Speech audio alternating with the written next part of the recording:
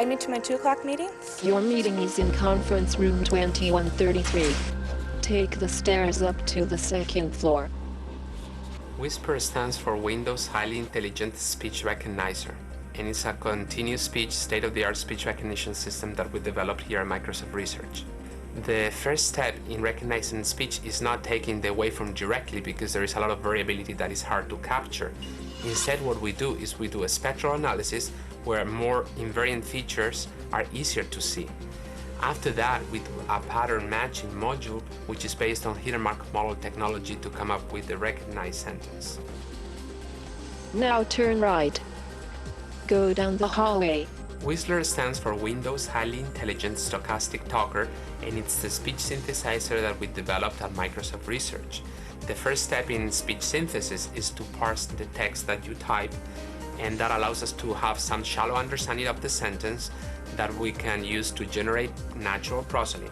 The final step is to be able to concatenate different chunks of waveforms that we have stored in a speech library. We have developed a system called Radar to locate and track users inside our building. So in a sense, Radar is an indoor GPS system. It builds on top of the same wireless local area network that provides data connectivity to users in our building. This is a key advantage of Radar compared to some other systems to locate users because it doesn't require a specialized infrastructure of its own. The underlying principle is triangulation of user location using signal strength information and building geometry information. At the next intersection, turn left. Conference room number 2133 is 12 feet on your left. Oh, good. I have a few minutes before my presentation, so I can go ahead and print it out. With Radar, we can build location-aware systems and services. Once Radar knows what your physical location is, it can provide that information to the system, and the system can do interesting things for you. For example, on your command, it'll locate, print, and then guide you to the printer that is closest to you. There are essentially 2 components to Radar. The first is a signal processing component, which actually finds out your actual physical location, and then there's the directory services component. To do the directory services, we use Microsoft's Active Directory product. The reason we use Active Directory is because it provides scalability of application, global namespacing, and robustness. The purpose of this is to essentially locate the network resources that you want to use. So we augment the Active Directory with geographic information. So what would you do if you're on a network that does not have a directory support, such as when you're in a conference room or you're in a home network? Universal Plug and Play provides a solution in this space in the form of SSDP, Simple Service Discovery Protocol. It's built on existing web standards and protocols, and using SSDP, finding a printer becomes an easy task.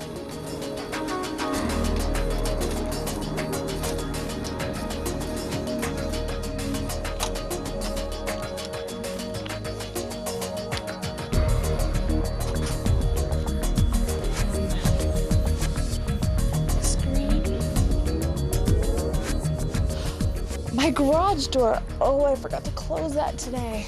Oh, good thing I could just do it from my computer. We believe that the true value of home networking is when people are away from home. So in the Aladdin Research Project, we investigate new ways of leveraging existing human communication infrastructure to do remote home automation.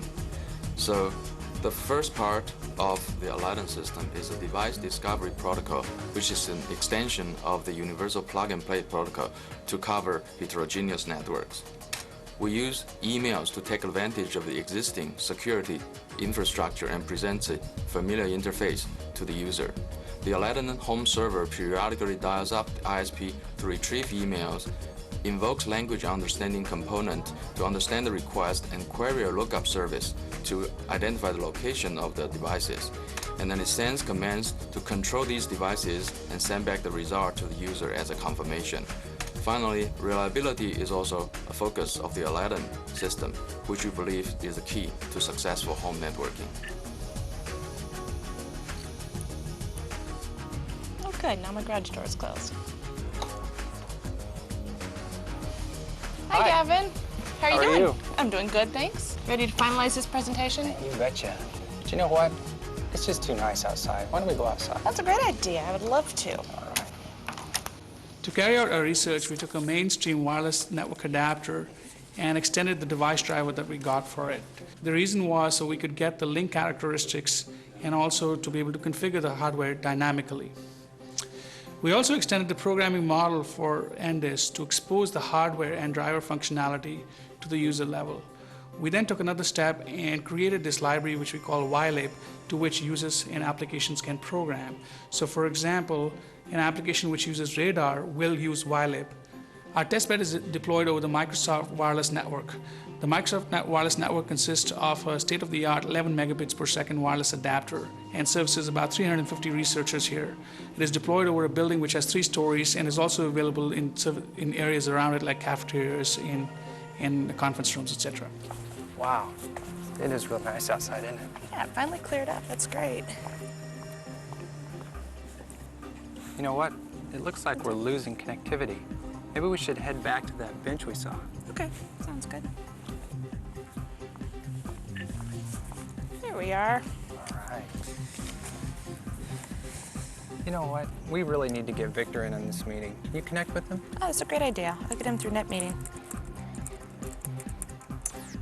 Another area of interest to us is wireless multimedia. The ability to move time-constrained data over networks that are inherently data-centric is a challenging problem, but is a very important one for the cases of things like home networks or personal area networks or even enterprise networks.